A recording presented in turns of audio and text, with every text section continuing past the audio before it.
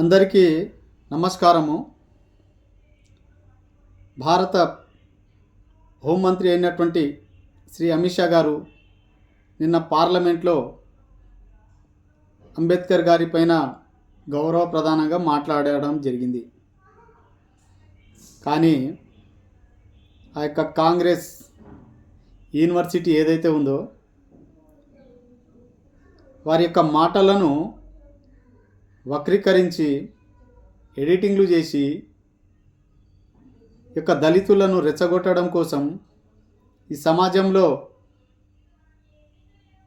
దళితులకు అమిత్ షా గారు ఏదో మాట్లాడినని చెప్పి అంబేద్కర్ గారిని అవమానించడం జరిగిందని చెప్పి ఈ ఒక సిగ్గుమాలిన చర్యగా కాంగ్రెస్ పార్టీ తెలుసుకోవాలి. మీకు ప్రజలు ఆదరిస్తే దేశంలో కష్టపడండి, అధికారంలోకి రండి. కానీ అనవసరంగా మీకు అవసరాలు ఉన్నప్పుడు, మీరు అధికారంలోకి ఉన్నప్పుడు దళితులను ఎప్పుడు దగ్గర చేయలే. ఆనాడు జవహర్లాల్ నెహ్రూ నుంచి మొన్నటి సోనియా గాంధీ యూపీఏ 2 వరకు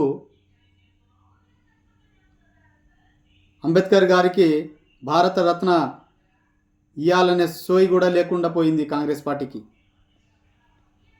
కానీ బతికుండగానే నెహ్రూ భారతరత్న ఇచ్చుకోవాలి, బతికుండగానే ఇందిరాగాంధీ భారతరత్న ఇచ్చుకోవాలి, బతికుండగానే రాజీవ్ గాంధీ భారతరత్న తీసుకోవాలి.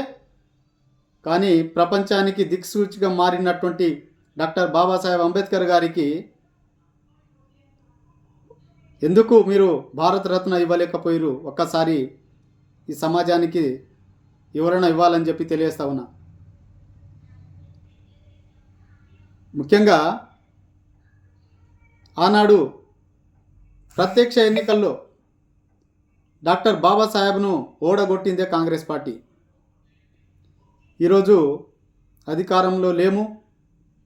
ఈ దేశంలో ప్రజలు ఎక్కడ పోయినా కాంగ్రెస్ పార్టీని పాతాళంలో తొక్కుతున్నారు. మనం ఏ రకంగా ఈ దేశంలో అల్లర్లు సృష్టించాలి, ఏ రకంగా కులాల వైజ్గా ఈ ప్రజలను విడదీయాలి, ఏ రకంగా మతాల మధ్యన చిచ్చు పెట్టాలి, ఇలాంటి నైజం కాంగ్రెస్ పార్టీకి ఆనాడు నుంచి ఈనాడు వరకు ఇదే కొనసాగుతూ ఉన్నది. కనీసం అవగాహన లేనటువంటి, సోయి లేనటువంటి, ఈ దేశ చరిత్ర తెలియనటువంటి రాహుల్ గాంధీ కాంగ్రెస్ పార్టీకి నాయకుడు. ఆయన ఏ సభలో ఏ రాష్ట్రంలో మాట్లాడితే ఆ రాష్ట్రంలో ఉన్నటువంటి ఆ కాంగ్రెస్ నాయకులకే ఆయన స్పీచ్ అర్థం కాదు. ఆయనకే స్పీచ్ అర్థం కానప్పుడు హిందీలో మాట్లాడినటువంటి అమిత్ షా గారు ఈ తెలంగాణలో ఉన్నటువంటి ఈ కాంగ్రెస్ నాయకులకు, ఈ దద్దమ్మలకు ఏం అర్థమవుతుందని చెప్పి తెలియస్తా ఉన్నా. ఏం మాట్లాడిండు అమిత్ షా గారు? కాంగ్రెస్ నాయకులారా, అంబేద్కర్ అంబేద్కర్ అంబేద్కర్ గారు అని చెప్పి ఊకే మాట్లాడుతూ ఉన్నారు. ఆ అంబేద్కర్ గారి పేరు తీసుకునేంత అర్హతలు మీకు లేవు. కనీసం ఆ దేవునన్నా తలుచుకొని మీ పాపాలన్నా కడుక్కోండి, మీకు ఆ దేవుడన్నా కనీసం క్షమిస్తాడేమో అని చెప్పి చెప్పడం జరిగింది. ఇందులో ఏం తప్పు కనిపించింది? మీరు దిష్టి బొమ్మలు తగలబెడితే ఏదో బీజేపీని ఏదో బ్లేమ్ చేస్తామంటే ఎవరు నమ్మే పరిస్థితిలో లేదు కాంగ్రెస్ పార్టీని.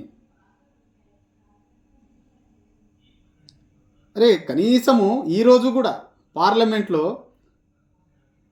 ఒక సీనియరు, ఒక వయసులో పెద్ద ఉన్నటువంటి ఒక ఎంపీని పట్టుకొని కూడా చేతితోటి దొబ్బి ఆయనకు తలకు గాయాలయ్యే విధంగా చేసినటువంటి రాహుల్ గాంధీ ఏం సైకోలాగా బిహేవ్ చేస్తూ ఉన్నాడు ఈ దేశంలో.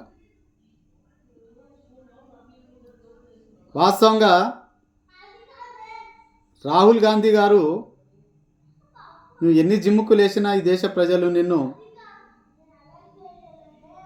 క్షమించరు అనేది తెలియస్తా ఉన్నా. ఇవాళ ఈ తెలంగాణ రాష్ట్రంలో 6 గ్యారెంటీలు అని చెప్పి తెలంగాణ ప్రజలను మోసం చేసి కనీసం ఒక్క పథకాలు కూడా ఈరోజు నెరవేరనటువంటి పరిస్థితి తెలంగాణలో కనిపిస్తూ ఉన్నది. సీఎం రేవంత్ రెడ్డి గారు ఏం మాట్లాడతాడో ఆయనకు తెలియదు. ఒక ముఖ్యమంత్రి అయి ఉండి ధర్నాలు చేయడం ఏంది కనీసం? ఇవన్నీ కాంగ్రెస్ పార్టీ మీ ఇల్లును మీరు కడుక్కుంటే మంచిది. భారతీయ జనతా పార్టీని బ్లేమ్ చేద్దామని, భారతీయ జనతా పార్టీ తోటి పెట్టుకుందామని, నరేంద్ర మోడీ గారికి బ్లేమ్ చేద్దామని చూస్తే ఈ దేశ ప్రజలు కానీ ప్రపంచంలో ఎవ్వరూ నమ్మే పరిస్థితిలో లేరు.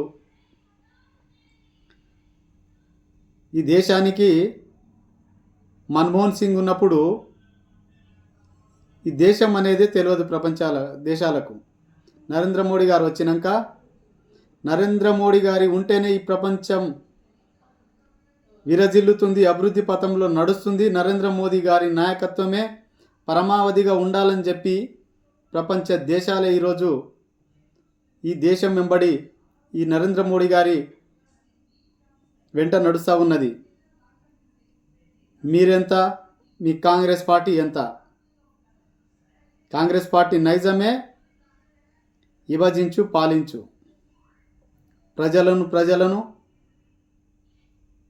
విడగొట్టాలి, కొట్లాటలు పెట్టాలి, రాజకీయ లబ్ధి పొందాలి తప్ప ఈ దేశానికి చేసింది ఏం లేదు. అరే పాలించినటువంటి అనేక సంవత్సరాలు అనేక స్కాములతోటి నిండిపోయింది కాంగ్రెస్ పార్టీ యూపీఏ ప్రభుత్వంలో. సిగ్గు తెచ్చుకోవాలి. దేశం బాగుందని చెప్పి ఈ దేశంలో ప్రజలు చాలా సుఖ సంతోషాలతోటి ఉన్నారని చెప్పి ప్రధానమంత్రి నరేంద్ర మోడీ గారి కాళ్ళు కడిగి మీ నెత్తినో చల్లుకోండి, కొంచెం బుద్ధి అన్నా వస్తుంది, ఆ దేవుడన్నా కనీసం మీ వైపు చూస్తాడేమో అని చెప్పి తెలియజేస్తూ ఇంకోసారి అమిత్ షా గారి పైన, నరేంద్ర మోడీ ప్రభుత్వం పైన అనేక రకాలుగా పనికిమాలిన ఎదవ పనులు చేస్తే మాత్రం భారతీయ జనతా పార్టీ చూస్తూ ఊరుకోదు. రాబోయే రోజుల్లో ఓట్లతోటే బుద్ధి చెప్పడానికి సిద్ధంగా ఉంటామని చెప్పి తెలియజేస్తూ ముగిస్తా ఉన్నా. జై హింద్, జై భారత్.